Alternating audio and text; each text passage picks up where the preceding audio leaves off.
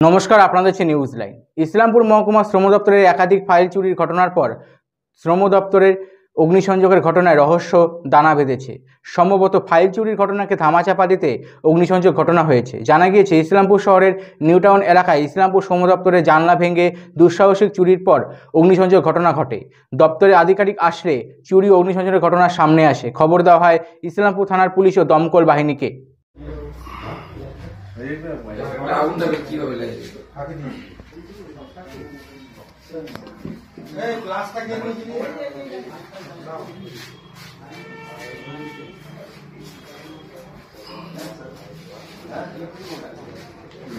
Electric short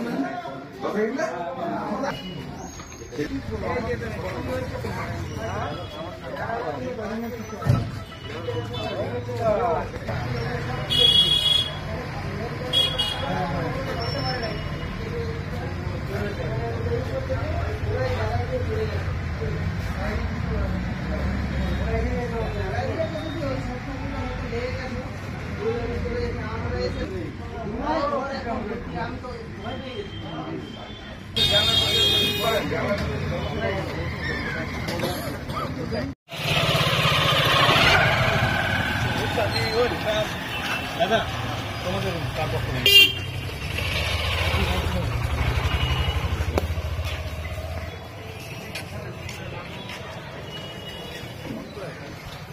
দেখলেন? এই labour commission থেকে ফোন জানালো যে একটা আগুন লেগে গেছে অফিসে। বলছে ওরা একটা চুরি করতে গিয়ে ইনভার্টারটা চুরি করছে, মানে ব্যাটারিটা চুরি করছে, তখন ওই ছোট হয়ে লেগে গেছে। আগুনটা কাগজপত্র পুড়ে গেছে।